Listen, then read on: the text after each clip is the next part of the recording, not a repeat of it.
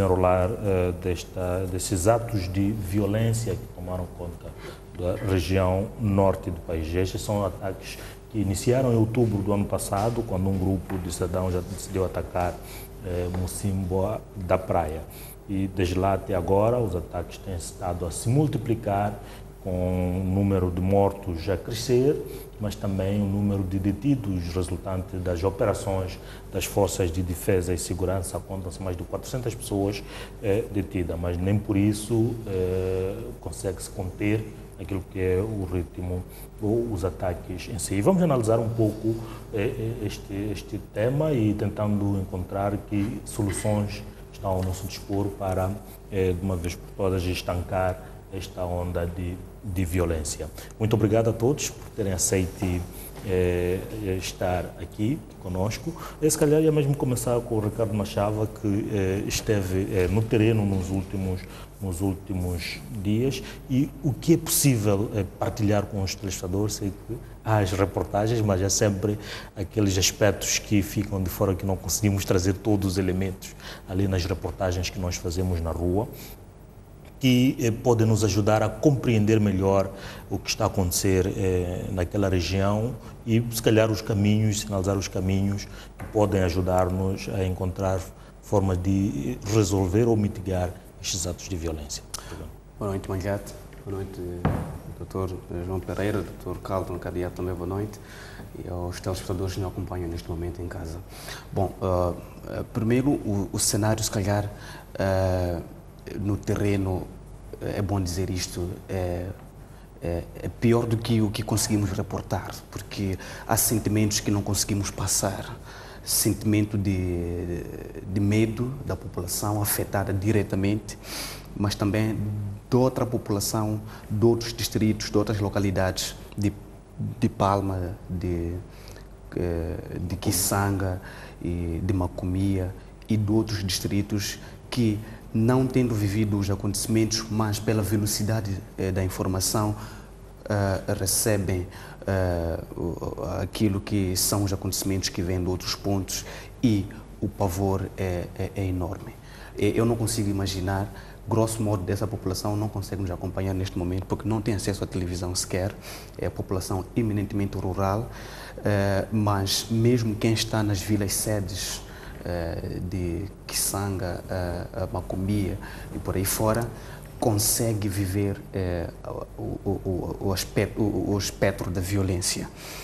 Eu próprio, até o meu colega Pedro Amba, em algumas noites não conseguimos passar bem, por imaginar que o que tivéssemos reportado durante o dia, de repente estivesse a acontecer conosco, a calada da noite, porque as incursões são feitas durante a noite, durante as madrugadas, pelo menos até o que conseguimos reportar, até quarta-feira, a última. E em função disso, é previsível que a população esteja a viver momentos difíceis. Estamos a falar de pessoas indefesas, pessoas que vivem em zonas muito isoladas, que não conseguem sequer com um grito poder ter o socorro da polícia ou das forças de defesa e segurança. Então, esse é o primeiro sentimento que, se calhar, as peças de reportagem que nós exibimos não conseguem passar, o lado humano a 100%. E depois há toda uma situação de deslocação da população, um êxodo rural que está-se a verificar e que não está a ter, pelo menos neste momento, a devida atenção. Estamos a falar de comunidades que estão a deixar nas machambas as suas culturas, porque esta é a época de colheita, mas também temos que perceber que esta é a segunda fase da produção agrícola. As populações deviam estar a se concentrar também na produção, mas não conseguem fazer isso.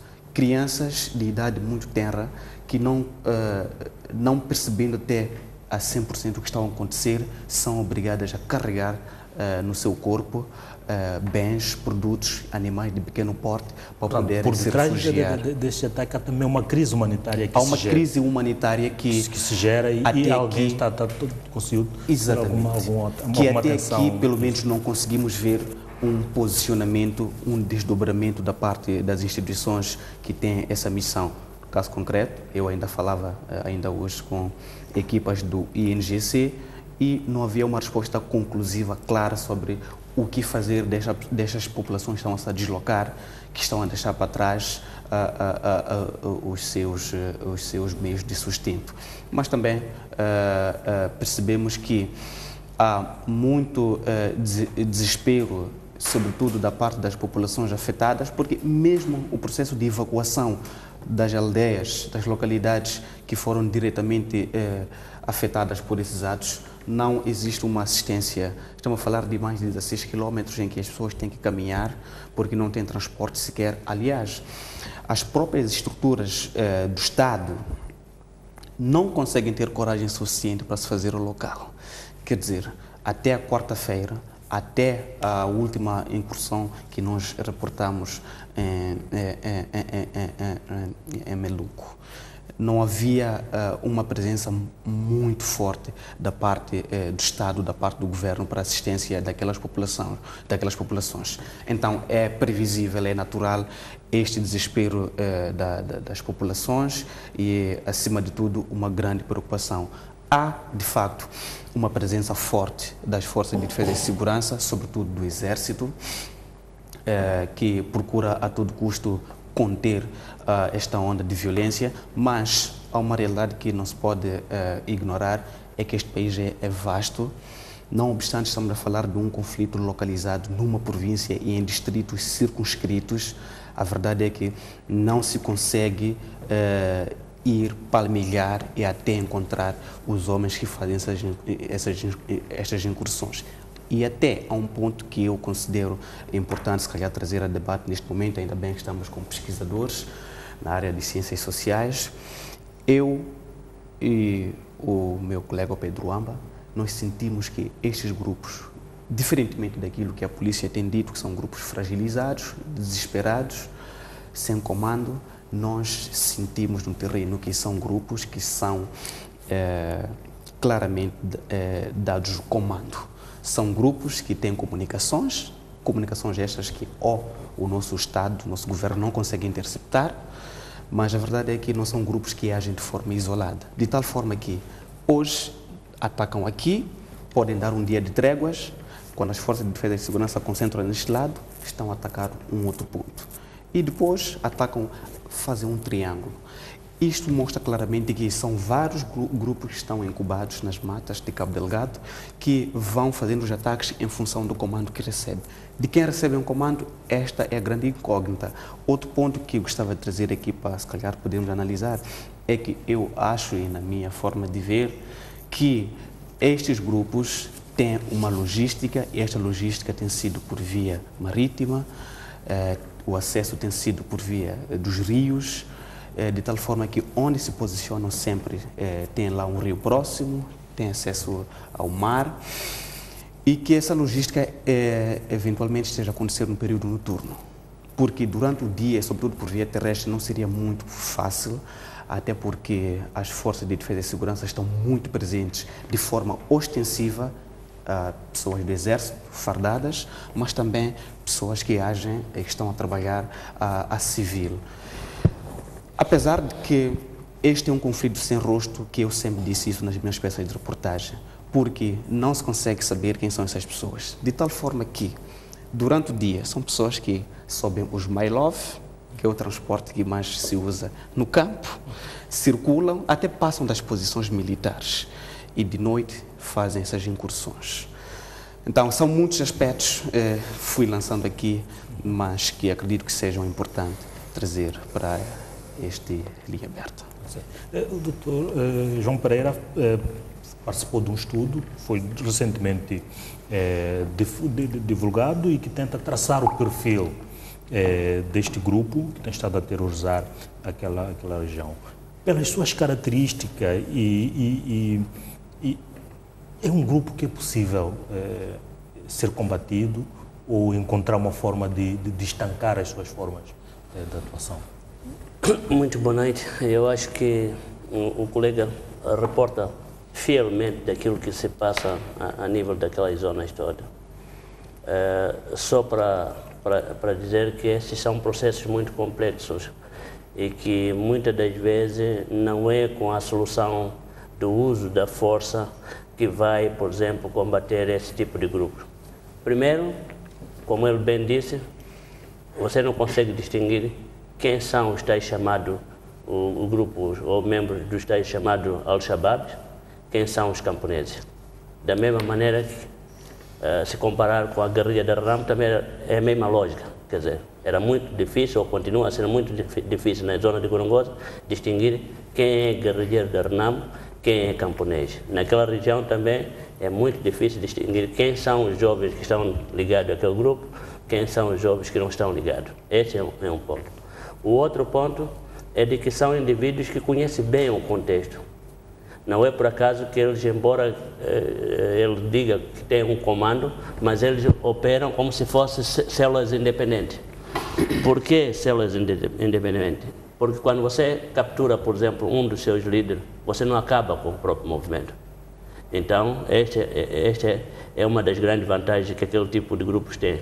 É de que eles não têm uma estrutura, sim senhor, minimamente centralizada, mas têm autonomia suficiente para operar consoante o próprio contexto. Depois, não trazem jovens, por exemplo, de Pemba para vir combater em Macomia. Grande parte daquelas células tem a obrigação de recrutar jovens que conhecem bem as matas de Macomia, ou de Micoj, ou de outras áreas onde eles vão operar. Rapidamente tem proteção familiar muito forte. Não há como eles denunciar, porque grande parte daquelas pessoas, direto ou indiretamente, também são filhos dos seus vizinhos, dos seus familiares, que estão ali a operar. E o que acontece é que muitas das vezes, quando os militares chegam para aquelas áreas, são militares que não conhecem também o contexto. Se vocês forem a ver, durante muitos anos, por exemplo, num processo da penetração da própria RNAM numa nova área, sempre trabalhou com os pisteiros locais. Pisteiros locais são quem? São indivíduos que nasceram, cresceram naquelas áreas, conhecem aquela mata toda e eles servem como se fossem guias. Eles também, lá, também fazem a mesma coisa. Os estrangeiros, quando vêm, eles, para ter a aceitação dentro daquela família, eles casam com filhas daquelas famílias e rapidamente têm proteção daqueles. Mas os que fazem as operações são indivíduos que conhecem em todo detalhe o terreno, onde está a mata, como esconder-se, como não esconder-se e tudo isso. E para o exército fica muito difícil. Então, mesmo, por exemplo, quando fala sobre a questão do abastecimento, da logística, tudo isso, eles conhecem praticamente a movimentação do exército, sabem mais ou menos que hora, por exemplo, as tropas se movimentam, que hora não se movimentam, porque eles também têm espiões. Montaram uma estrutura de espiões que controla a movimentação do exército e eles sabem em que momento o exército funciona e não funciona. Agora, perante essa situação, é verdade que o governo não tinha grandes alternativas a não ser uma alternativa reativa, que é aumentar o número de soldados das forças de defesa e segurança naquela região, mas é preciso ir para outro tipo de abordagem. Primeiro, é preciso conhecer bem o fenômeno. Esse é um dos grandes problemas, é que as instituições de pesquisa, falamos disso, as universidades, o ISRE e os outros centros de produção de conhecimento têm que estar no terreno para produzir conhecimento suficiente e partilhar esse conhecimento com o Ministério da Defesa, Ministério do Interior, a Contra-Inteligência Militar. Por exemplo, nós quando fazemos pesquisa temos até receio de ir ao CISI, porque pensamos de que em vez de ir lá partilhar informação vamos ter problema, mas aquele CISI está para nos defender, está para garantir a segurança. Então nós ainda não temos uma cultura de abertura, tanto da parte do Estado como da parte das academias, para sentar, para discutir esses resultados todos e depois pensar conjuntamente qual é a solução eficaz para um processo daquela natureza. Porque mais do que força, aí precisa de inteligência. É por isso que nós temos um setor de inteligência. Não é para não usar inteligência, é preciso inteligência. Inteligência que permite o quê? Permite usar as redes locais para poder conhecer em que sítio aquelas pessoas são. E você só faz isso não através da força, da repressão, não. Faz-se desenvolvendo estratégia que você ganhe a confiança da população local para poder ajudar na penetração no terreno. Neste momento, por exemplo, a atitude das forças no terreno é muito de repressão. Imagina só que alguém diga que um dos membros é Hassan, mas o nome Hassan é vulgar naquela região. Então, quando eles chegavam numa determinada área, diziam que, olha, em Ndandwa, existe lá um tal chefe Hassan, vivia em Ndandwa, na casa que está aqui, muito próximo deste ou daquele da lá. Mas você, quando está lá, aquelas casas não têm não tem um ordenamento. Então, são casas praticamente muito juntas uma das outras. E chega lá, apanhas 4 ou 5 Hassan. Qual dos Hassan você vai interrogar?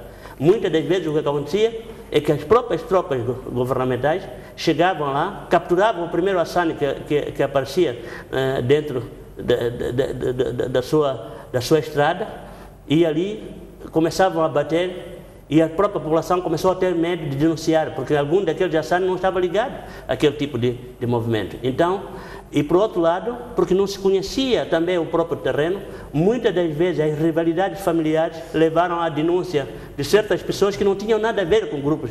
Então, aquele tipo de acontecimento é aproveitado por vários grupos com vários interesses a nível local. Se você não tem uma unidade de inteligência capaz de poder recolher aquele tipo de informação, processar a informação, comparar essa informação com outros tipos de informação, fica muito difícil, por exemplo, que o Ministério da Defesa ou o Ministério do Interior tenham informações objetivas sobre o que está a passar no terreno. Este é um ponto.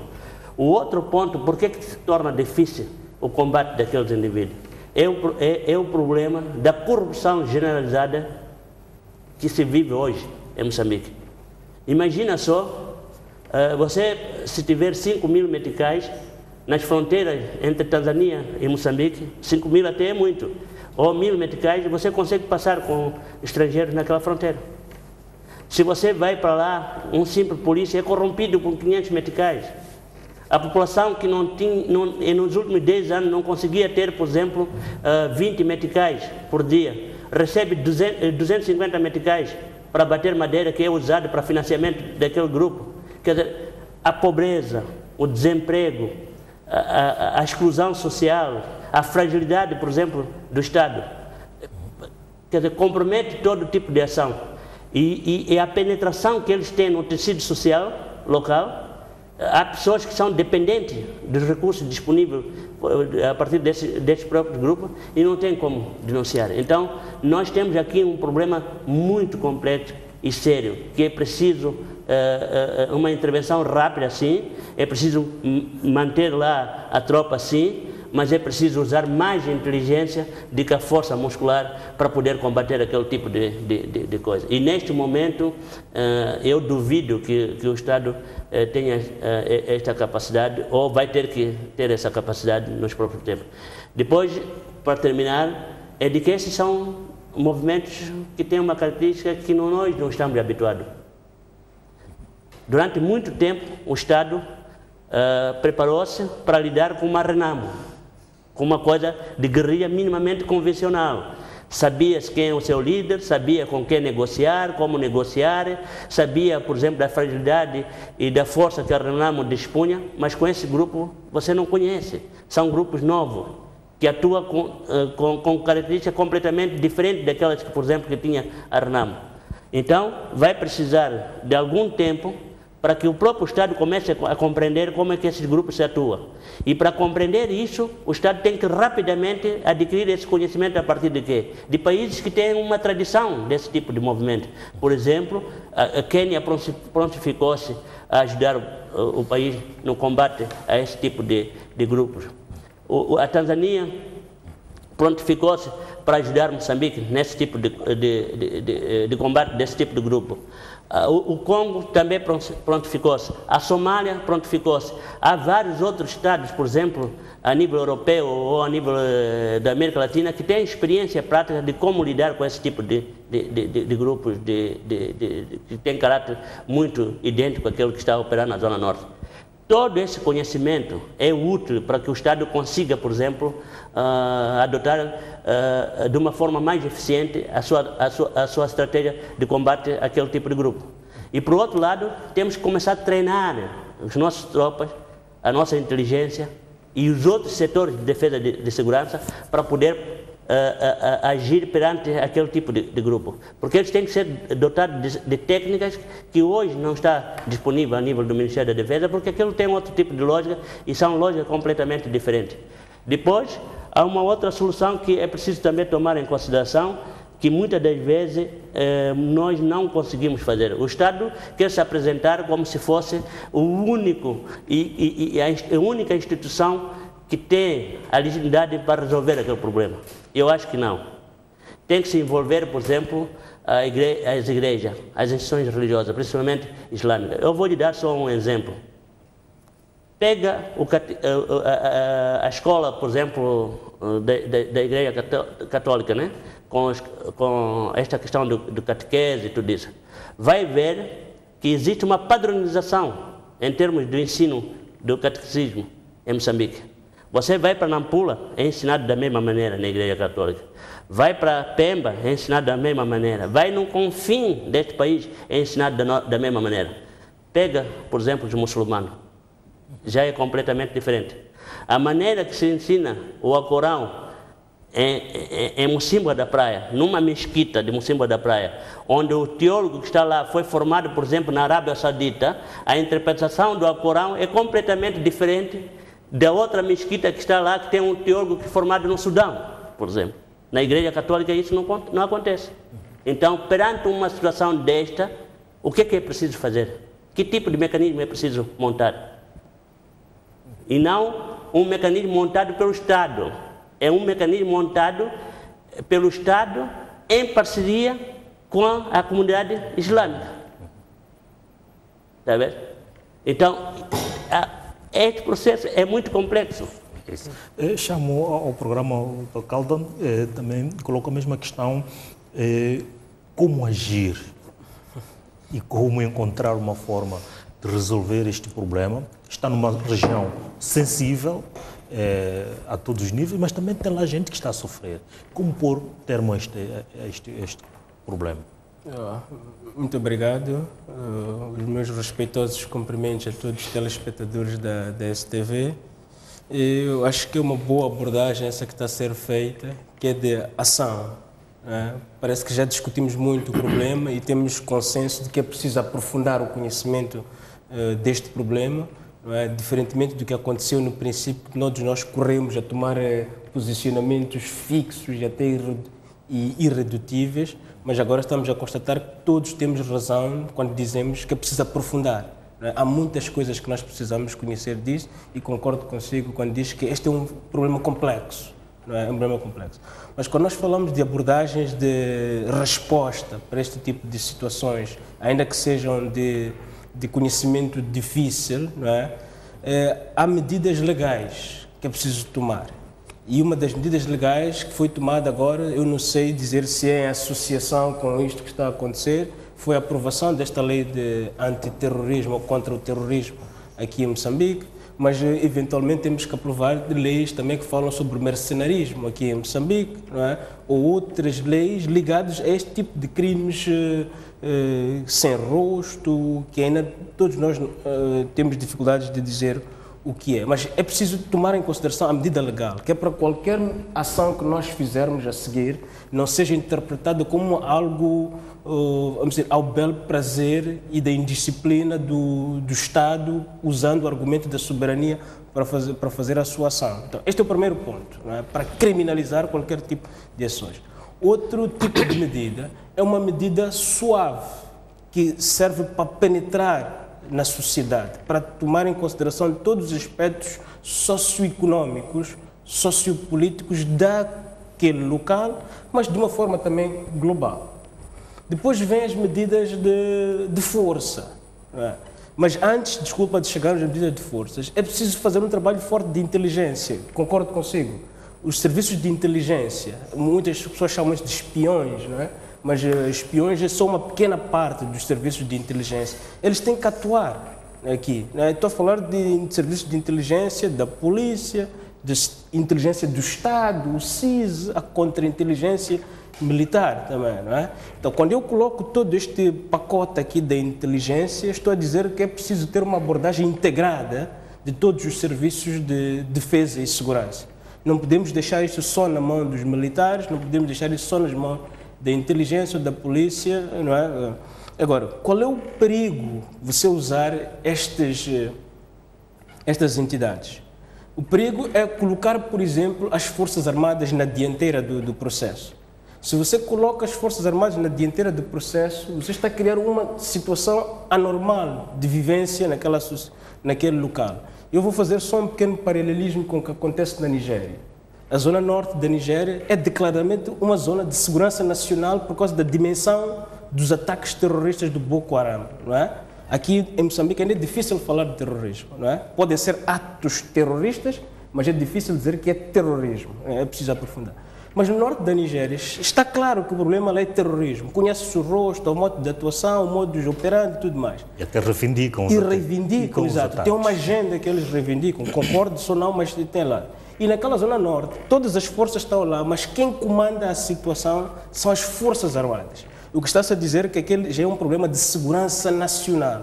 Veja só. Agora, aqui em Moçambique, quer-me parecer que as Forças Armadas estão lá, não é? Mas quem está na dianteira do processo é a polícia. E quando aparece a polícia, nós estamos a dizer que este é um problema ainda de ordem e tranquilidade pública. E quando é assim, parece que é uma mensagem clara que está a ser dito que, olha, não podemos alarmar a sociedade, não podemos alarmar o país, porque ainda é um problema de ordem. O dia que aquele comando for assumido pelas Forças Armadas, aí sim estamos a elevar o nível de coisa. E só para terminar a minha abordagem, há de ver que se calhar é aí onde o Estado se apercebeu do erro inicial. O comandante-geral da polícia, nos primeiros momentos destes ataques, ele disse: eu dou 7 dias para os terroristas, senão vamos declarar terroristas. Quando ele faz aquele tipo de pronunciamento, ele está a sobrevalorizar a ameaça. Em segurança, em estratégia, isso até é bom, porque ninguém pode subestimar a ameaça, não é? Mas vai constatar que depois reduziu esta retórica do Estado. De terrorista passamos para malfeitores, de malfeitores para grupos de malandros, grupos de... Então o Estado está a dizer, não é, olha, nós temos agora uma abordagem de ordem, tranquilidade e segurança pública. A última forma de intervenção que eu acho que é importante aqui, quero destacar um bocadinho, é a dimensão social, de facto, não é? Há problemas socioeconómicos, sociopolíticos que é preciso atacar, que faz parte da visão global, não é? E aí, atacando, provavelmente pode diminuir todos os argumentos que estão a ser colocados de marginalização, de exclusão, por aí adiante, para justificar estes atos violentos que nós estamos a ver. Ricardo, vimos que nos últimos, quando do primeiro ataque, tanto o ataque da semana passada, na semana passada, o primeiro ataque aconteceu no domingo. A partir daquele ataque, a polícia começou a atuar, ou seja, as forças de defesa e segurança, com o apoio da população local. E aí sentimos o agravamento da resposta da reação também daqueles grupos, visando a população. Ao se anunciar esse apoio da população, acha que até certo ponto colocou-se em causa a segurança ou colocou-se à mercê ou à disposição daqueles grupos a população indefesa naquela região? Eu posso perceber isto numa dimensão, se calhar até de estratégia das próprias forças de defesa e segurança, da polícia. Vamos falar aqui muito da polícia, mas na verdade são soldados que estão lá a atuar. Não é declaradamente uma situação de guerra, mas de facto quem está na linha de combate são soldados, são jovens que até saem dos últimos grupos que foram cumprir o serviço militar, até porque haviam muitos jovens lá de uma idade, se calhar, de 23, 24 anos.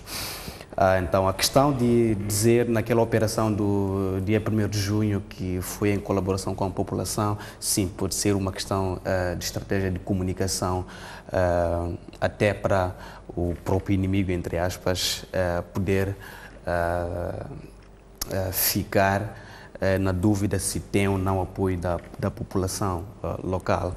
Mas eu quero acreditar que foram os homens das Forças de Defesa e Segurança que se infiltraram. Foi uma operação, a ser verdade que aqueles eram os integrantes do grupo, foi uma operação bem sucedida, não é?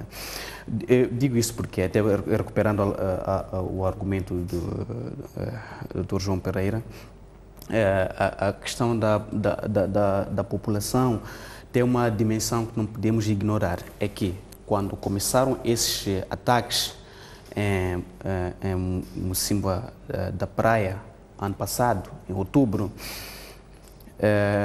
logo a seguir houve uma onda de detenções que agora chega a 400 e tal pessoas que estão detidas neste momento a aguardar o processo de julgamento, e outras estão, mas muito poucas estão a aguardar em liberdade.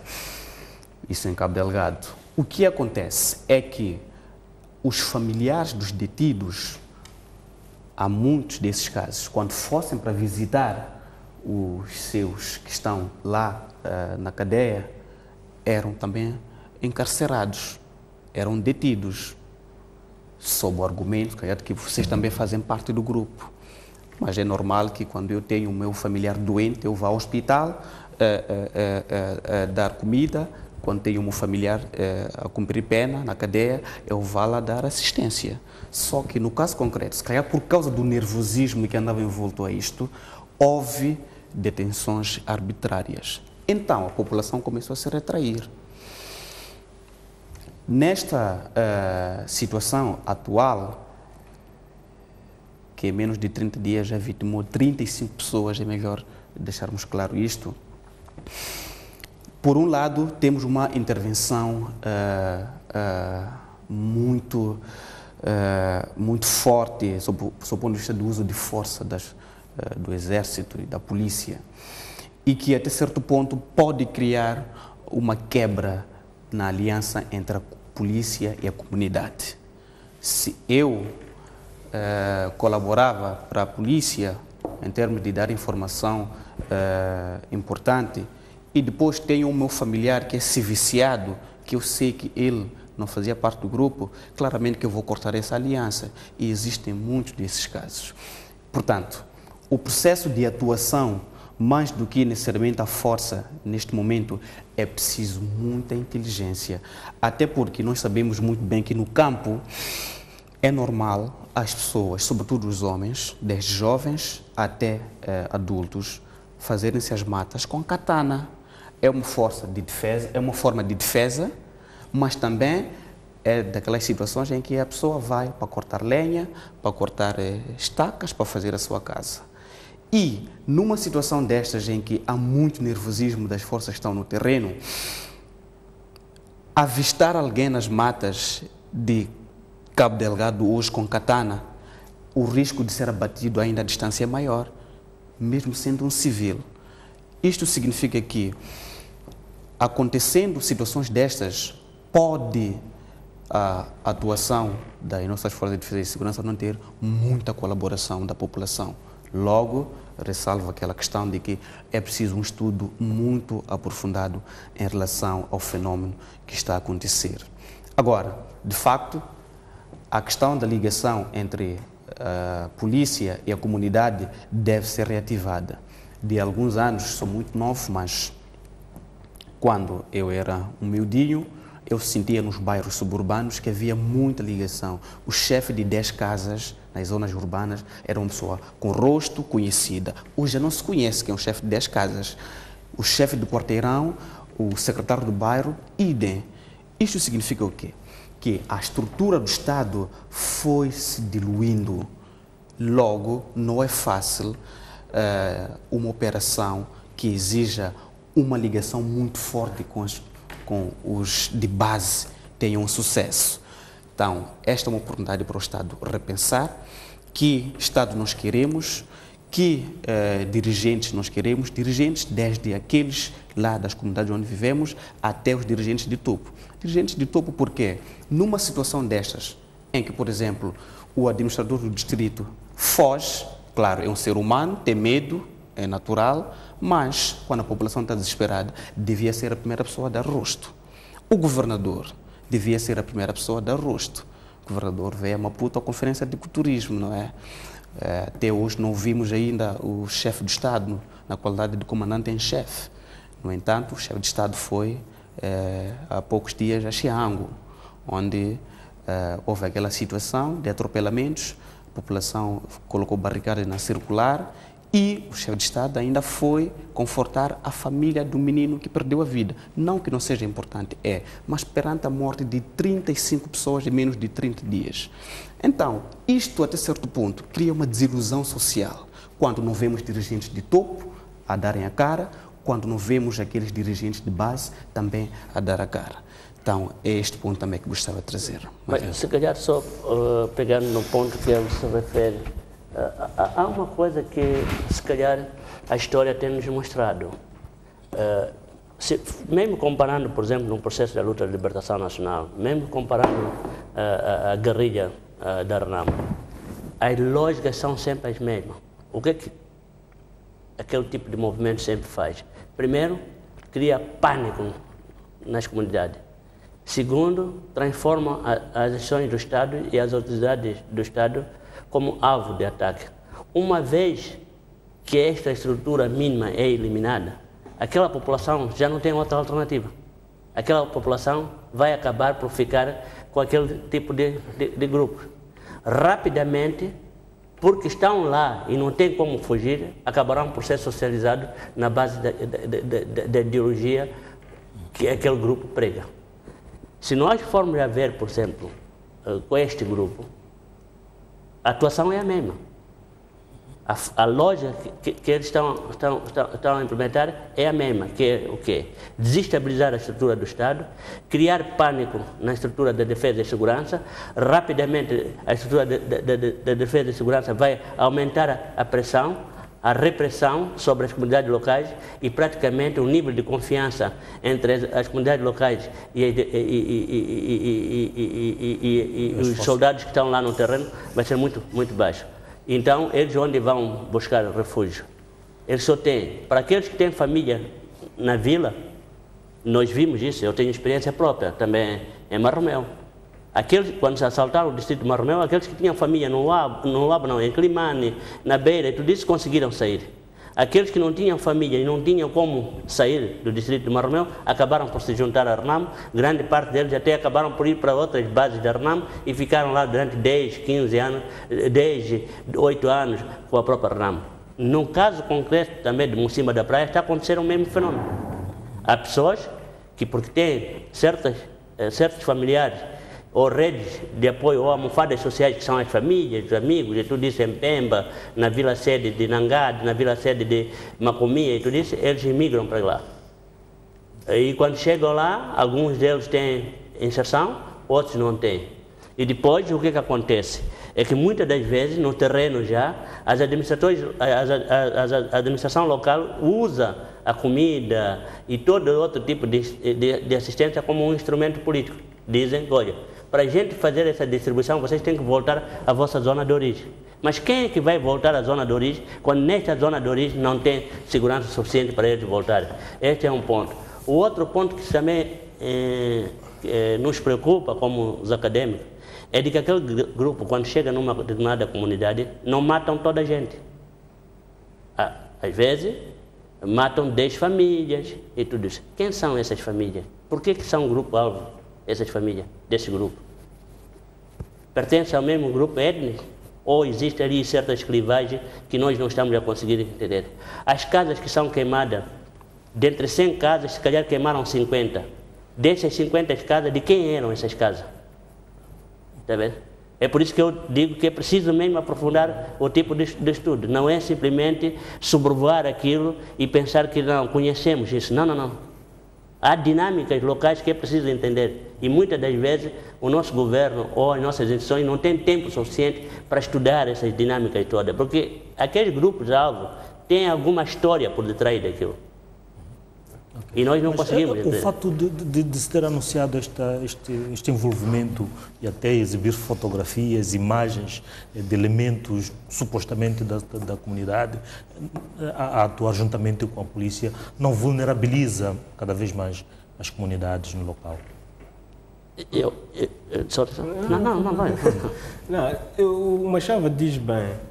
Há uma dimensão de vulnerabilidade, mas há uma dimensão também de força que está a ser dada para o Estado. Não é?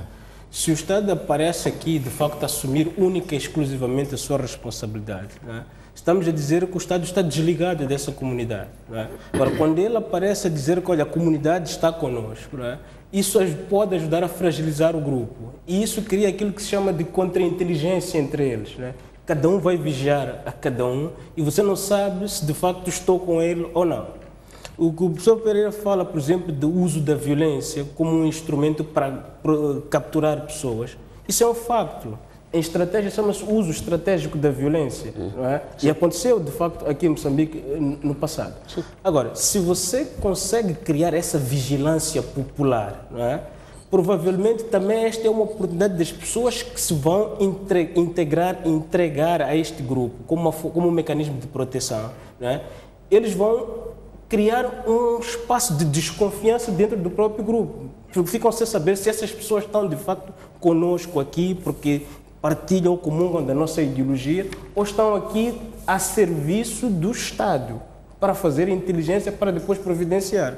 Já há relatos aqui de pessoas que fugiram do grupo e estão a providenciar ou municiar informação ao Estado, às forças de defesa e segurança. Então, esta pode ser uma forma também de criar suspeitas dentro do próprio grupo. Nós temos história aqui no país de vigilância popular, tem os seus lados bons e tem os seus lados maus, mas este é um momento de reativar também isto para ter este benefício. Não é? Agora, o Estado, ao fazer isto, tem que garantir, de facto, a sua presença para que as comunidades tenham a apetência de colaborar com o Estado e diminuir estes excessos que normalmente acontecem, como Machava bem diz, é um nervosismo do local, do momento, não é? Nós que estamos fora não percebemos esta dinâmica, mas quem está ali no local, em guerra, você diz ou dispara primeiro ou é disparado, não é? Então, isto entende-se quando você está a falar disso, mas concordo plenamente, há estas duas dimensões. As forças de defesa e segurança que têm que ser mais comedidas, mais profissionais na hora de agir com as comunidades locais, porque sem as comunidades locais não há possibilidade de você triunfar na atuação sobre este assunto. Só também para acrescentar uma coisa que o doutor está aqui a referir, que é preciso tomar em consideração que tanto aquele grupo como, por exemplo, o governo precisa da população como um escudo humano. Mais aquele grupo de que, por exemplo, o Estado. Por quê? Porque toda guerra, todo o conflito, eu não sou especialista, ele é mais especialista do que eu, porque vem de estudos de relações internacionais, mas todas as análises comparadas mostram claramente de que tanto o Estado como, por exemplo, os opositores sempre lutam pelo controle da população. A guerra só se vence controlando a população e território. Não há como você vencer uma guerra se não tiver o controle da população e do território. População por quê? Se for a ver, por exemplo, no nosso estudo que estamos a tentar terminar, são muitos detalhes, vai ver que uma das grandes preocupações deles é sempre recrutar na primeira fase por via familiar, por outras vias e tudo isso. Hoje, que a situação já não permite muito recrutar por via de familiar ou colegas e tudo isso, eles acabam por fazer o recrutamento à força. E muitas das vezes recrutam quem? Recrutam as crianças e as mulheres, que servem como escudo humano. Logo que as tropas, por exemplo, avançam, encontram essa grande barreira. Ou arrasam toda a população, ou tem que ter inteligência suficiente para penetrar, para identificar quem é quem no movimento. Não é por acaso que as informações que disponham, as últimas informações, é de que em alguns ataques eles já vêm com um grupo de mulheres e crianças, como uma forma de se proteger da investida das tropas governamentais. Então, tem sempre este dilema. E depois tem uma outra coisa, é que é muito mais fácil fazer a consciencialização da criança do que, por exemplo, uma pessoa adulta que já tem uma série de informações preconcebidas em relação àquele movimento. E também das mulheres, porque as mulheres, por exemplo, para eles, o que as mulheres fazem? Muitas das vezes são as pessoas que vão recolher comida e deixam um pouco a suspeita de pertencer ao grupo. Muitas das vezes servem-se, por exemplo, de espiões, porque elas, quando chegam numa determinada comunidade, o militar, por natureza, não tem tanta desconfiança na mulher, comparando, por exemplo, com o homem. Eles, por exemplo, as mulheres usam um pouco katana, mas elas estão lá a controlar toda a movimentação. E muitas das vezes até essas mesmas mulheres amantizam-se com os próprios militares. Como uma forma de segurança para proteger-se, porque eles sabem que ou está com ele ou então perde a vida. Exatamente. Mas eu só tenho uma questão com isto, professor. É que no meio de tudo isso, o Machado falava aqui da logística, por exemplo. Pelas imagens que nós temos, não se fala de grande logística. Palito de fósforo e katana. Não é? É logística. Então, para estas senhoras, por exemplo, que estão neste processo todo, não é? Elas têm que ser olhadas como um instrumento, mas também um instrumento ao serviço do Estado. E por que eu estou a levantar este aspecto? É que pela logística que nós estamos a falar, se elas saem para ir buscar mandioca, é porque a situação, aliás, já no relato diz, é que a situação lá de sobrevivência é extremamente penosa para eles. Não é? Então, quando eles saem de lá, é uma oportunidade também para fugir. Porque nós não estamos a discutir aqui, por exemplo, aqueles que desertaram. Não é? Porque é aí onde, se calhar, vem outra vez o mérito desta comunicação que o Estado está a fazer. É dizer, que nós estamos a colaborar com as pessoas. E à medida que este grupo perceber que há muitas pessoas que estão a sair, então isto pode eventualmente, estou a dizer, pode eventualmente, não é? Mas não é tão linear, porque, por exemplo, se formos a ver, a história de Moçambique mostrou quantas pessoas desertaram da Frelimo, mas não conseguiu se acabar com a Frelimo e acabou por alcançar a independência. Quantas pessoas, por exemplo, desertaram-se da Renamo, entregaram-se às forças governamentais, era apresentada a nível público, mas não conseguiu se acabar com a própria Renamo. Então, pode servir desta natureza, mas lá as lógicas são as outras. Porque a capacidade daqueles indivíduos de resistência é muito grande. A capacidade deles de resistência é muito grande. E, por outro lado, nós temos uma coisa que também não tomamos em consideração. É verdade que hoje, se calhar, eles não estão muito bem treinados, comparando, por exemplo, com a tropa governamental. Mas há um elemento muito importante, é que estes grupos estão a atuar numa zona de grande apoio da Renamo. Se o processo de integração das tropas da guerrilha da Renamo não for muito bem feito, aquela grande parte da população excluída, se for a ver no Congo e tudo isso, os novos grupos rebeldes que estão a surgir no Congo, é por causa da falha do processo da integração dos grupos. Capturaram-se as elites dos movimentos, conseguiram entrar dentro do exército congolês e tudo isso, mas uma grande parte da maioria daqueles que estavam nas periferias do próprio movimento não foi integrado. Estas pessoas que estão lá têm uma habilidade política e militar superior a esse grupo que está ali a atuar. E conhece melhor o terreno do que esse também. Se não for feito um acompanhamento muito concreto no terreno e não se tomar em consideração esse processo todo de integração, aquelas pessoas têm disponibilidade de dinheiro. Grande parte dos jovens que vão para lá é na base de promessa de um salário. E alguns deles até são dados algum dinheiro.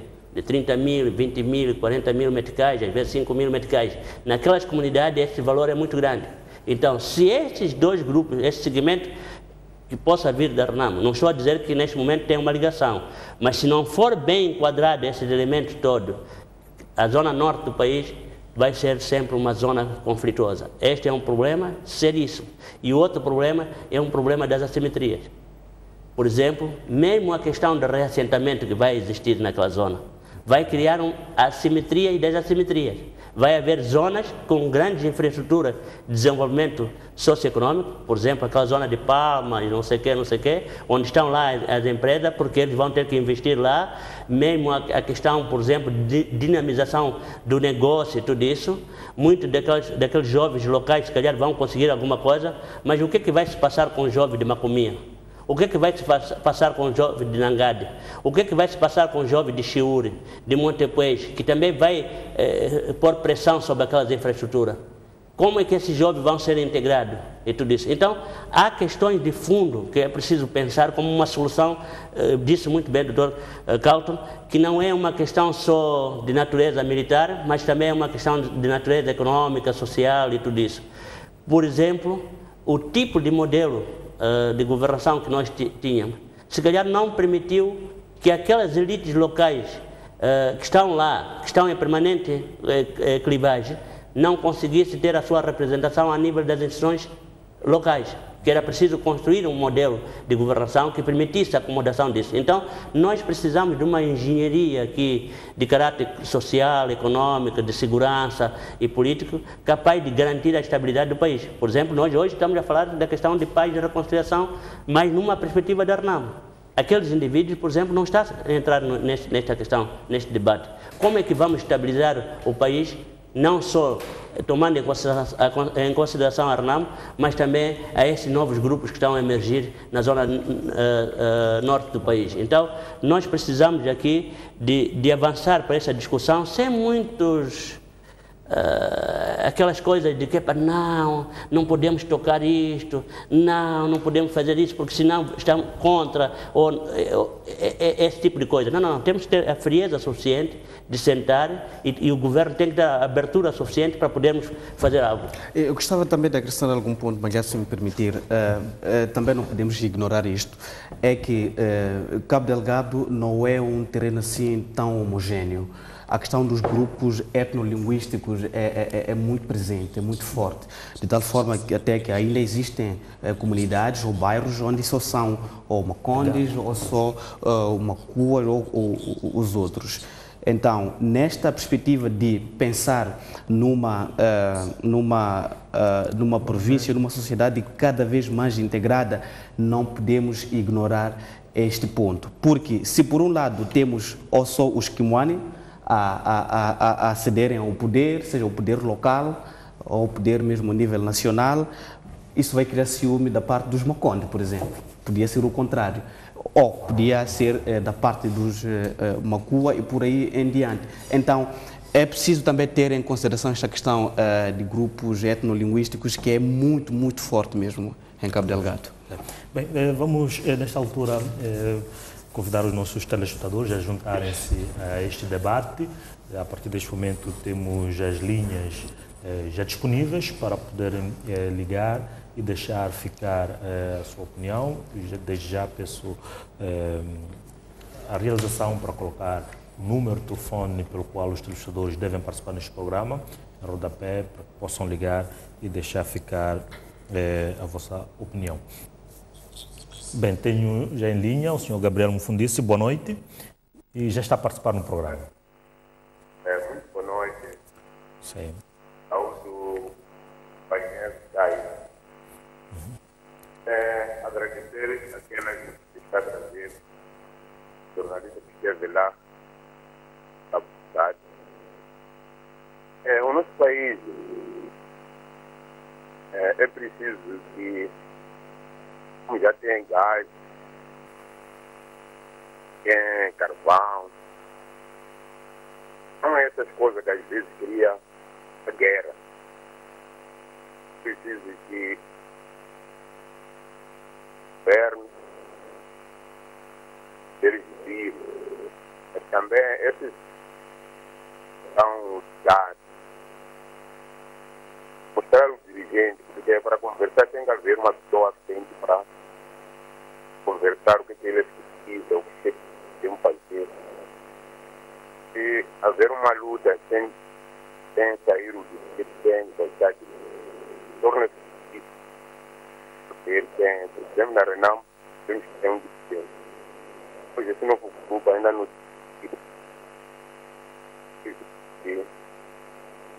tiveram procura ou através da necessidade. O que eles querem? Olha o problema. Não vai acabar a guerra em Moçambique, não há consciência. Nós devemos falar, mas também ajudar a esse tempo, a saída. Pode haver pessoas de fora que não apoiar não acabar a guerra. Pode dar espaço para os outros. É muito difícil.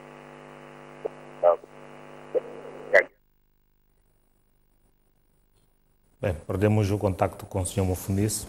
A chamada não estava muito boa, com alguns cortes, mas pronto, estamos a linha ainda disponível e os caros telespectadores podem ligar e deixar ficar a vossa opinião à volta do tema hoje, análise aqui no programa Linha Aberta, tem a ver com atos de violência que se registram no norte do país. Temos em linha o Sr. Jeremias, que nos liga de Xaixai. Boa noite, Sr. Jeremias. Eu acho que há questões que resultam até da falta de uma educação cívica, para que as pessoas tenham consciência do Estado. Vou dar apenas um exemplo. Às vezes nós podemos ter, nas presidências abertas, é só um exemplo, o chefe de Estado vai, reúne com as populações, mas o que sucede? Nós temos um segmento daqueles que acham que se calhar são cidadãos que melhor endossam o chefe do Estado. Estes estão sempre em constante campanha. Nas presidências abertas, até fazem fardamentos. Todos esses são membros do Partido Frelimo. Até atrapalham aquela população que às vezes tem alguma coisa a dizer ao chefe do Estado. Porque estão lá na linha da frente, todos decorados, e a atrapalhar. E as pessoas sempre vão se sentindo excluídas. O chefe de Estado pensa que está a ir reunir com toda a população daquelas comunidades para ouvi-la, mas no final do dia está a comunicar com os seus camaradas, que têm fóruns apropriados que a qualquer momento pode reunir com eles. Então, isso também não ajuda muito. São questões que criam clivagens. Porque as pessoas sentem que nós não estamos lá representados. Não estamos lá representados e nem temos espaço para sermos ouvidos. Vou dar apenas um exemplo que se pode fazer uma analogia com aquilo que aconteceu, com aquilo que acontece às vezes fora de Maputo, na Zona Norte. Recentemente aqui no Xiango, o chefe de Estado apareceu com um pronunciamento que gerou alguma confusão. Mas nós tivemos um grupo que até alguns moram lá naquela comunidade, mas porque são da Frelimo, acham que seriam melhores cidadãos aqueles que são bem vistos, quer dizer, aqueles que melhor defendem os interesses do país, saindo em defesa daquilo que o chefe de Estado disse, além de olhar para o problema local, além de olhar para o problema que aflige aqueles que não têm, se calhar, acesso às instituições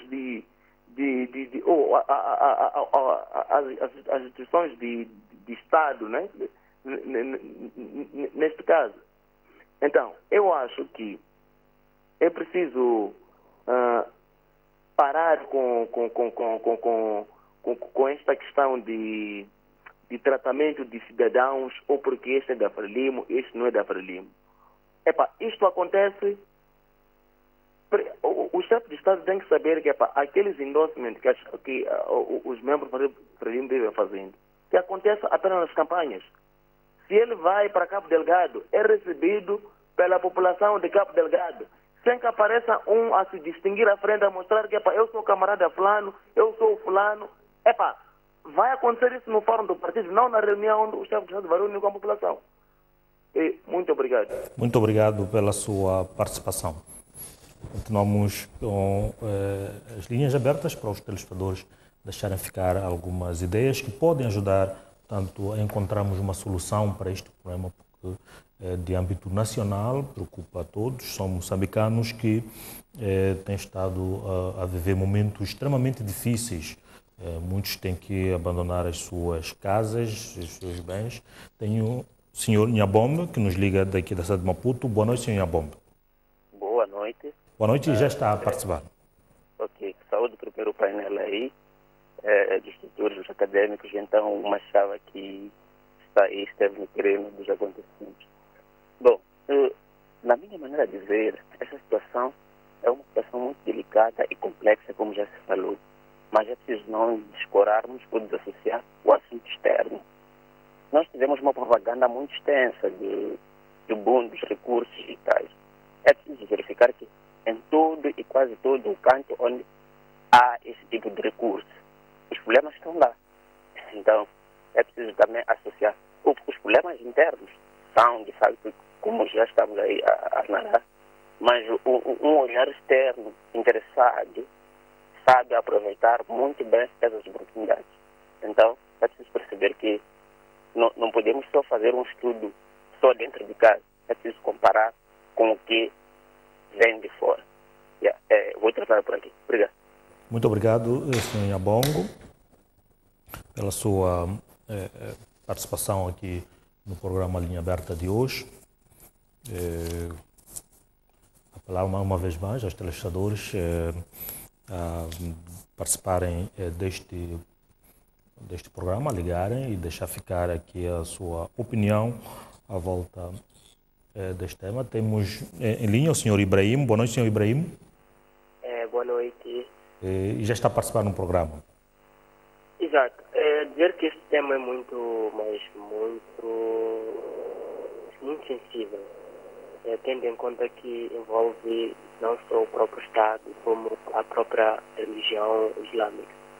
Temos que perceber que, quando se fala da religião islâmica, muitas das vezes associa-se o Islão ao terrorismo, querendo se comparar naturalmente com o que nós vivemos hoje em dia na Síria, no Irã e tudo mais. Se calhar eu ia começar mesmo por discordar com a senhora aí que esteve a dizer que quando se fala da religião islâmica, muitas das vezes tem vindo, como é que eu posso dizer, as pessoas são formadas na Arábia Saudita, vem com a sua idolatria, vem com suas ideias ou o seu ensinamento diferente, se calhar com a pessoa que é formada na questão.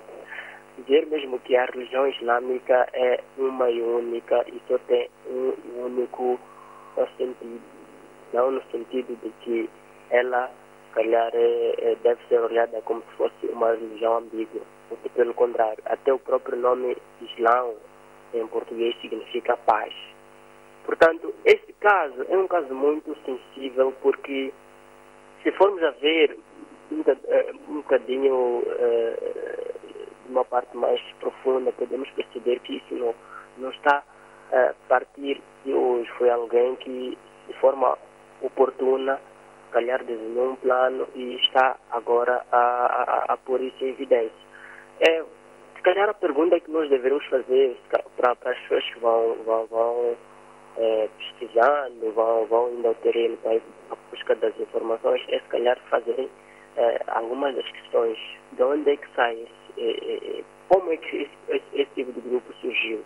Porque até o próprio nome Al-Shabaab, acho que significa em português a juventude. Portanto, é uma juventude de pessoas que, se calhar, como um dos painéis esteve a dizer, está mais ligada à questão do oportunismo. Chega alguém com um dinheirozinho, oferece a alguém naquela região, é algo muito precioso. Portanto, nós todos sabemos que nós, os jovens, hoje em dia, somos muito fáceis de ser aliciados, principalmente quando o assunto é dinheiro. E, em particular, numa sociedade ou numa zona em que só se ver, se calhar, um semeticagem é algo muito raro. Portanto, devemos fazer. Por que é que essas pessoas atacam exatamente? Por que eles escolhem o distrito de Mocimboa da Praia? Será que é por ser perto da Tanzânia? Porque se formos a perceber, em certos casos, a maioria das pessoas que fazem a parte da liderança desses grupos são pessoas que vêm de fora. Estou a falar de Tanzânia, Somália, Quênia, tudo mais. As pessoas que vêm liderando esses grupos. A outra pergunta, se calhar, seria como é que esses líderes, essas pessoas estão a ser lideradas? Sabemos que esse ponto do país é muito forte na questão dos recursos minerais, na questão dos recursos que existem. Estás a falar do gás, do ouro, tal, tudo mais. Portanto, a própria Madeira também está em si. Até mesmo os próprios chilenos acabam estando dentro exatamente desse contexto. Porque isso, quando, por exemplo, as pessoas começam a perceber que o próprio Estado em si já está como é que eu posso dizer, envolvidos, já está mais a dar atenção a eles, acabam surgindo oportunistas em todos os casos. Então, é um caso que precisa ser estudado e bem estudado, porque não é uma coisa que vamos acordar e pensamos que é algo tão simples, isso é algo muito grave, porque podem até dizer que queimar, podemos até estudar por que estão a queimar as tais 25 casas e não toda a zona. Essas 25 casas, essas 25 famílias fazem sim diferença no nosso país. Portanto, eu aproveito através deste meio e através das pessoas que me ouvem a prestarem muita atenção nesse tipo. Isto não é algo como se fosse aquilo que a Renamo nos proporcionava. Isso é um terror. Isso é um terror para a sociedade moçambicana. Isso é um terror para a própria nação moçambicana. Porque se formos a perceber, se isso for a continuar, vamos perceber que este país em um mês pode até virar a ser Síria. Para quem conheceu a Síria há 20 anos. Sr. Marimo, estamos com muito pouco tempo. Eu pedia que resumisse o seu raciocínio para poder permitir que mais... Para quem conhece a Síria, se calhar há 20 anos, se for hoje para lá, vai perceber que aquilo nem parece uma cidade que viviam pessoas. Aquilo parece mais um deserto de qualquer outra. Há uma coisa muito interessante que quando comecei esse tipo de pesquisa, eu era praticamente até hoje sou um pouco ignorante em relação à questão da religião islâmica. Então, muitas das vezes no terreno eu perguntava ao Sheikh Said Bibi, que é um indivíduo muito respeitado, formado no Sudão, com uma capacidade muito boa de analisar esse fenômeno. Porque, se calhar, muitos poucos muçulmanos também sabem que por detrás da própria religião existem várias tendências teológicas por detrás da religião. Por exemplo, eu descobri que há certos grupos chamados salafistas, depois existem os outros que são wahhabistas.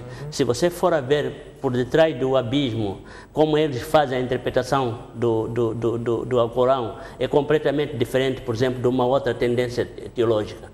E é isto que faz com que, por exemplo, haja várias tendências teológicas e várias tendências, por exemplo, em termos da interpretação do próprio Islã.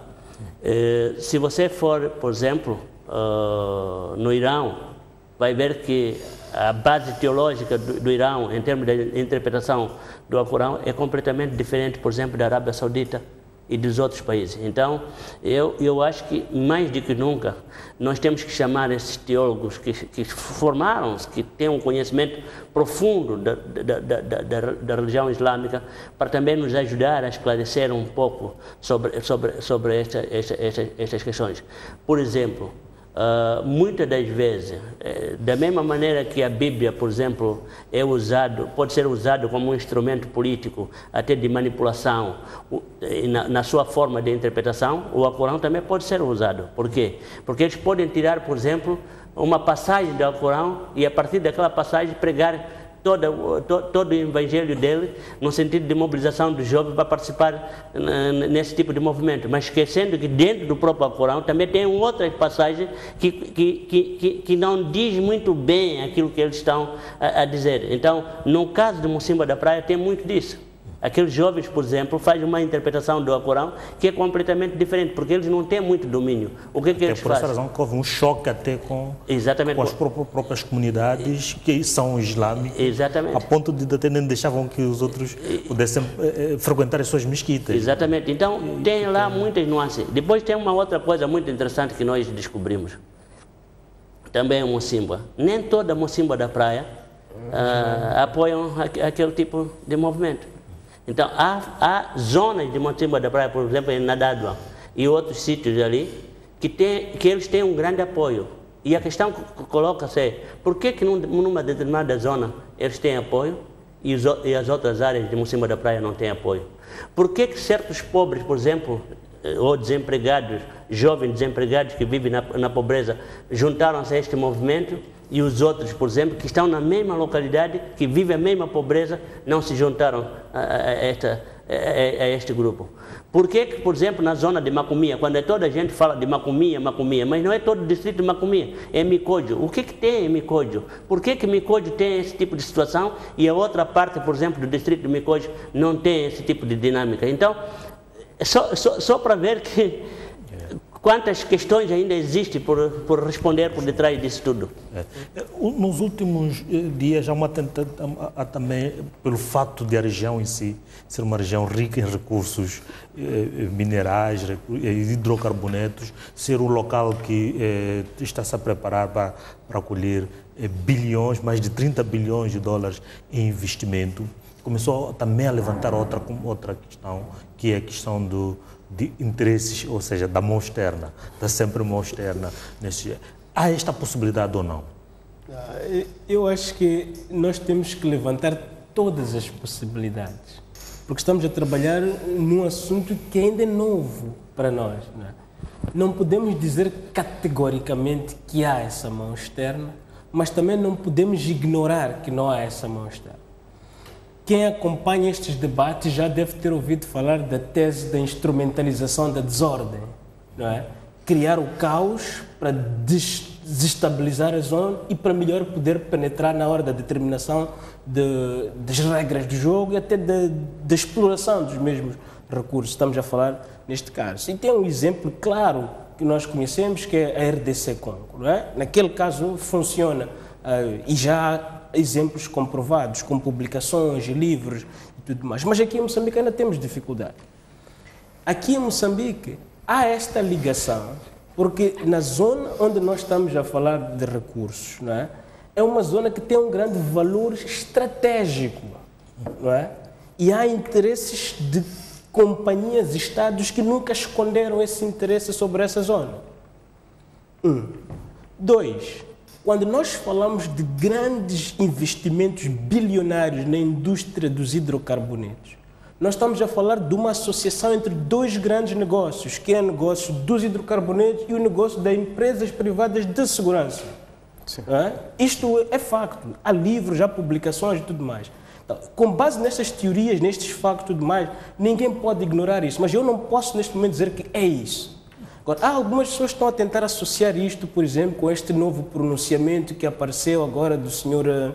Eric Prince, da grande empresa que nós conhecemos no passado, da Blackwater, agora foi o nome atual da empresa. Lancaster Six Group. Lancaster Six Group, exato, obrigado. Que tem interesses claros e já está a aparecer aqui na zona. Aliás, surgiu na imprensa que até colocou uma proposta de 700 milhões e ia resolver o problema em 90 dias. Em 3 meses. Então, isto levanta suspeitas, mas agora, eu não posso assumir categoricamente e dizer que é isto.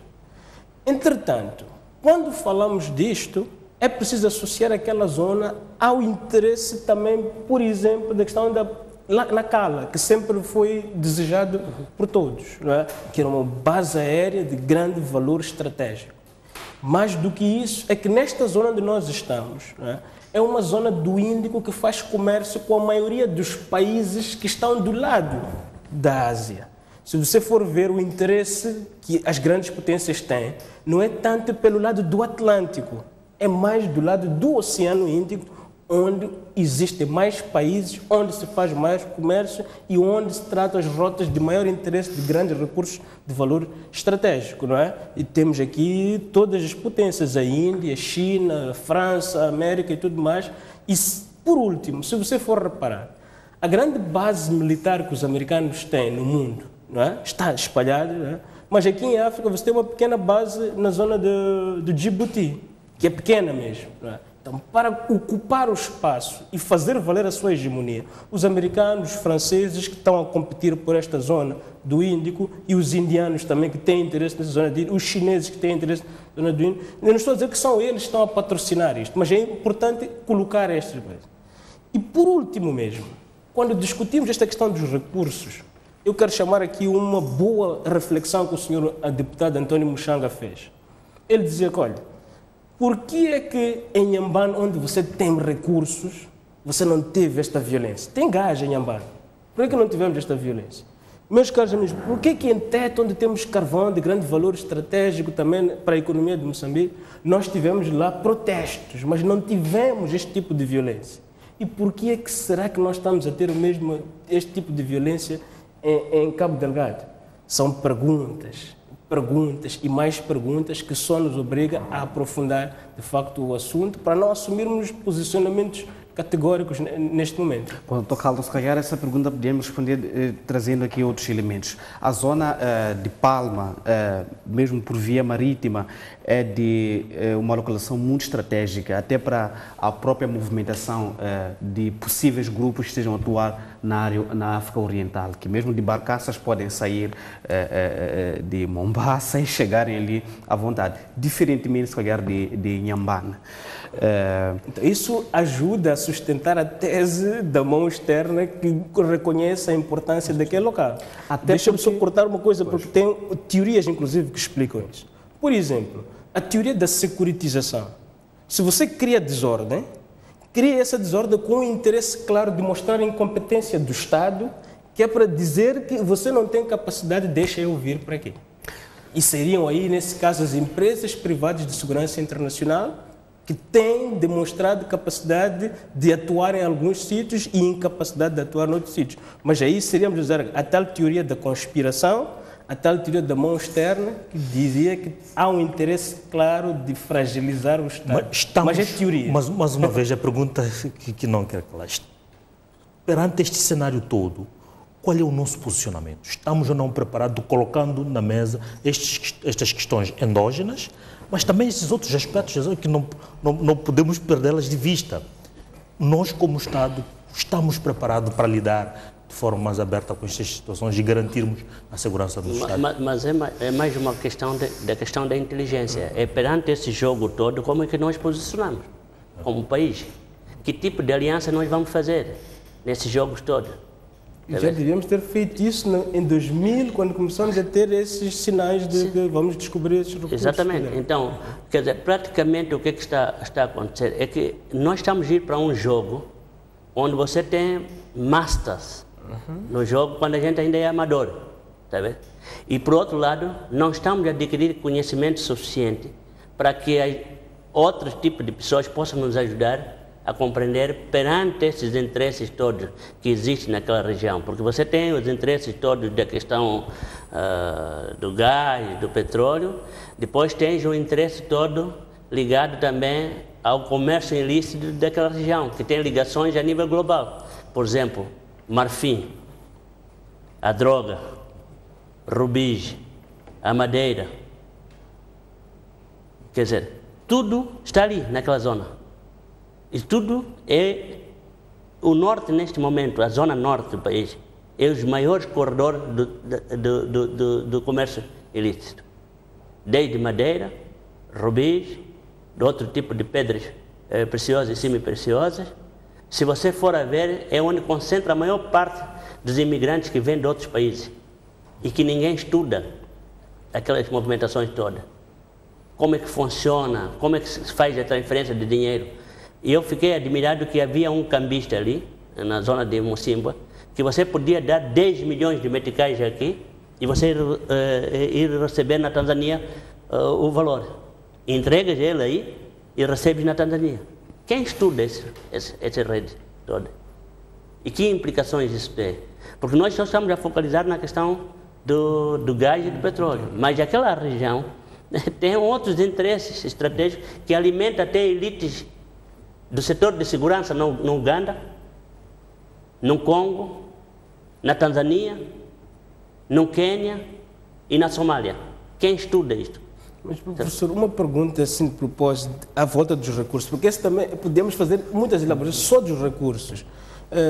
Os teóricos que falam de segurança e recursos, eles dizem que há duas diferenças. Uma que é o tipo de recursos e outra é a localização dos recursos. Eles falam de recursos facilmente exploráveis, como diamantes, pedras, por exemplo, você pode apanhar. Mas, por exemplo, a indústria do gás exige uma logística muito grande que liga ao comércio internacional, que quem pode e deve controlar isso são em companhias com estatuto legal e estados também que podem aceder àquilo.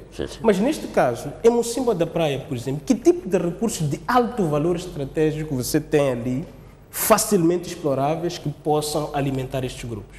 O Paulo Collier diz claramente, há grupos rebeldes que não se juntam se não tiverem capacidade de sustentabilidade. Sim, mas no caso, por exemplo, de Mocimboa da Praia, por exemplo, toda aquela zona costeira, são zonas que estão na costa, permite, por exemplo, o transporte, por exemplo, de madeira. Então não é tanto o recurso, mas é a facilidade de circulação. Sim. A questão da droga sempre esteve ligada. Exatamente. Então são lugares muito estratégicos para permitir, por exemplo, toda a questão do tráfico e do comércio ilícito naquela região. Tem mais de 21 ilhas na zona de Mocimboa da Praia. E isto permite, por exemplo, que aquilo seja um lugar estratégico. Na zona de Macomia tem uma das maiores matas daquela região. Por exemplo, custa uma prancha de madeira 250 meticais em Macomia, na zona de Micódio, e em outros lugares ali naquela zona. E a mesma prancha de madeira custa 2.500 a 3.000 meticais em Zanzibar ou em Comores. Imagina só, se você tira ali 50.000 pranchas de madeira, multiplica, vai lhe dar logo 3 milhões, 2 milhões de dólares americanos. Depois tem todo o comércio ilegal de rubi, que o Estado, segundo os cálculos locais, pode perder, por exemplo, mensalmente ou anualmente, mais de 30 milhões de dólares americanos, por causa daquele sistema todo informal de retirada de rubis. E, por outro lado, as técnicas que eles desenvolvem para tirar rubis, nem nós próprios ficamos admirados, que é mais ou menos através de bolos locais. Eles põem lá as pedras e parece que você vai vendendo o teu produto na Tanzânia, mas está a sair rubis e tudo isso. Então, por isso que eu digo mais uma vez que é uma questão de inteligência. Conhecer a lógica do comércio a nível local. Marfim, por exemplo, envolve, por exemplo, naquela altura não só chineses, como também vietnamitas. O sistema de baldeamento, por exemplo, durante muito tempo não havia um controle a nível marítimo naquela zona. Só há pouco tempo que começou a ter a presença da Guarda Marítima e com uma logística muito limitada. Se você for a ver, por exemplo, onde vive o chefe do posto administrativo, quais são as condições que ele vive, e em contrapartida você chega a alguém que tenha 5.000 meticais ou 10.000 meticais, quando o próprio chefe do posto, a moto dele não tem combustível para ir comunicar ao administrador, e rapidamente aquele indivíduo é capturado por aquele tipo de agente. Então, tem muito a ver com isto. Eu lembro de um estudo que a gente fez sobre imigração, em que chamávamos a atenção ao Estado para esta diferença de tratamento entre instituições de segurança, de proteção do Estado. Dava a impressão, e estou a usar assim um termo, dava a impressão de que uns são mais filhos, outros são enteados. Não precisamos de ir longe. Aqui na fronteira de Ressano Garcia, há um tempo, você via, por exemplo, os postos das alfândegas, a robustez das pessoas, mas depois você ia ver o posto policial da Guarda da Fronteira, era um desastre. Então, como é que você consegue mobilizar a mente, o coração e o espírito daquele companheiro ali da Guarda da Fronteira, naquelas condições, para dizer, olha, seja vigilante, não vergue perante qualquer tentação, quando ele está naquela situação lastimosa.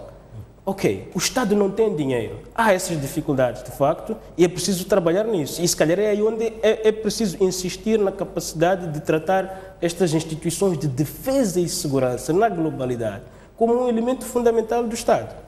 De 92 para cá, quando assinamos o Acordo de Paz, para quem viu aquele processo de desmobilização, desarmamento, reintegração, a utilização da teoria neoliberal aqui em Moçambique, era praticamente dizer destruir as forças de defesa e segurança. Agora que nós precisamos das forças de defesa e segurança, todos estamos a lembrar, por exemplo, quando o senhor Denis Jet, quando era o embaixador aqui em Moçambique, disse, escolham, querem milho ou querem armas, não é? Nós precisávamos de milho, de comida para dar de comer às pessoas, estávamos a sair de uma situação de guerra, mas depois acabamos destruindo estas forças de defesa e segurança. Não é? Entramos num modelo de temos que democratizar, é verdade, era importante democratizar as instituições e tudo mais, porque elas têm que respeitar a ordem democrática, não é? Mas o investimento que foi feito depois na capacidade destas instituições, hoje estamos a descobrir que fomos pressionados a ir para um caminho que era preciso, mas se calhar da forma como nós fomos, prejudicou-nos agora que nós precisamos. Como explicar à população que neste momento está a enfrentar passar por momentos extremamente difíceis devido à crise econômica e financeira resultante das dívidas ocultas, que foram contraídas mesmo para resolver um problema de segurança do país. E estamos a dizer hoje que estamos com fragilidades na segurança. Bom, eu gostava de responder essa questão e vou fazer uma provocação que só espero que não seja mal interpretado. É que a questão de segurança, a questão de defesa do país é uma questão de soberania e cabe aos moçambicanos garantir a segurança do seu território, da sua população. O governo passado contraiu dívidas sob pretexto de reforçar a segurança e até no espírito... na zona exclusiva marítima de Moçambique, que é a zona onde estamos a falar que ocorrem todos esses... A Proíndicos, essencialmente, era para lidar com a questão da segurança. E foi lá feito um empréstimo fora, sem declaração no país. Eu quero perceber uma certa lógica que, se calhar, o governo passado tinha e que não foi percebida. Que tinha sido calculado que, com a questão de garantia de segurança, que é uma questão comercial também, como bem disse o Dr. Carlton, movimenta muito dinheiro garantir a segurança nos megaprojetos. O governo passado, eu acredito que tinha calculado que podia, em pouco tempo, ter um faturamento suficiente para pagar a dívida e sair do problema ou do barulho. No entanto, houve toda uma campanha, até porque essa campanha veio de fora, destruiu-se esta perspectiva e hoje em dia está aqui mais um plano a vir de fora. 750 milhões de dólares com uma proposta seguinte. Há primeiro uma joint venture entre a Proíndicos, a tal que está nas dívidas ocultas, que foi inviabilizada, e a Lancaster Six Group, dirigida por Eric Prince. E se a informação da Africa Monitor Intelligence for verdadeira, avança aqui. Eric Prince diz que, como neste momento o Estado moçambicano não está em condições financeiramente de bancar com a parte que ele compete para este plano de inteligência e segurança militar, vai entrar com 80% agora do valor para financiar este plano. E em 2023, quando começaram os faturamentos dos projetos de gás em Palma, aí o Estado moçambicano vai pagar a 100% esse valor. É muito estranho também que uma perspectiva de segurança que tinha sido desenhada a nível nacional tenha sido inviabilizada, sabotada de fora, e que agora venha uma proposta de fora também com esses valores todos balúrdios, que é esse dinheiro que nós estávamos à espera como moçambicanos para resolver muitos problemas que temos neste momento. Mas também há uma outra perspectiva. Qual é a garantia que se tem quando este plano diz que em 90 dias pode ou vai liquidar esses grupos que atuam em Cabo Delgado? Significa que são grupos já conhecidos, não é? Porque não é possível tu dizeres que em tanto tempo eu posso liquidar esses bandidos sem que conheças a própria logística desses bandidos. Então, isso gera-me uma certa confusão e muita preocupação ao mesmo tempo. É interessante. O professor Pereira trouxe aqui um dado importante. Estratégia de guerra. Você não pode penetrar num espaço que você não conhece, não é? Em 90 dias acabar com esta rebelião. Então, aí outra vez levanta tal suspeita da mão externa, fora. Um dado interessante, para quem estuda estes aspectos de segurança militar interna, private military companies, vai descobrir que eles têm um sistema muito interessante de controle de recursos. Para eles, o que lhes interessa não é ganhar dinheiro direto, assim. O que lhes interessa é ter ações no controle desses recursos estratégicos. Então, agora, pelo menos aquilo que se diz é que ele quer pagar, quer receber dinheiro. Pelo menos não disse que quer o controle da Proíndico ou das outras coisas, que é um dado interessante, porque essa é a forma de pagamento que mudou antes e depois, no novo mercenarismo, como se discute aí na dimensão teórica. Mas os recursos aqui neste momento estão a pesar nesta teoria da conspiração. Queria ouvir mesmo, doutor. Principalmente quando temos uma situação de um país que está já há 3 anos numa situação bastante crítica, a ser penalizada a nível internacional, e quando o objetivo destes recursos foi buscar fora. Era exatamente para resolver este problema que estamos neste momento em frente. Eu não preciso revelar um segredo, mas uma das companhias no processo de exploração, aproximou-se ao Estado e disse que queria colocar a sua empresa a trabalhar na segurança daquilo. Foi quando o Estado disse que imagina que vocês descubram o petróleo na vossa costa e nós queiramos movimentar a nossa empresa para fazer segurança aí. Vocês vão aceitar? Essa era uma pergunta retórica, né? Obviamente ficou por aí, mas depois veio toda essa campanha de fora para inviabilizar a coisa. Mas que houve interesse explícito de pôr as empresas privadas de segurança, que houve. Não sei. Quer dizer, praticamente em quase todos os países onde operam essas grandes companhias, não conheço nenhum país no continente africano em que o Estado conseguiu garantir a segurança daquelas infraestruturas. Mesmo na Nigéria, mesmo no Congo e em outros países do continente africano, aquilo são investimentos de bilhões de dólares. Então, quando fazem análise de risco, eles, uma das questões da análise do risco é a questão da segurança. E se um Estado nunca, por exemplo, teve no passado uma capacidade de garantir aquele tipo de segurança, dificilmente, por exemplo, as pessoas ou os bancos que investem ali vai classificar daquele projeto bancável. É por isso que a componente da segurança é muito importante para aquele tipo de investimento. Agora, eu também não acredito que eles vão conseguir acabar em 90 dias, porque nem na Nigéria, onde tem maior presença dele, maior capacidade hoje do governo nigeriano de pôr tropas no terreno, estão conseguindo ganhar alguma coisa no terreno em relação a esse tipo de movimento. Bem, muito obrigado a todos por terem estado aqui no programa, aos caros telespectadores também por nos terem acompanhado. Nós nos despedimos e voltamos na próxima semana com mais um tema para análise aqui no programa Linha Aberta. Boa noite.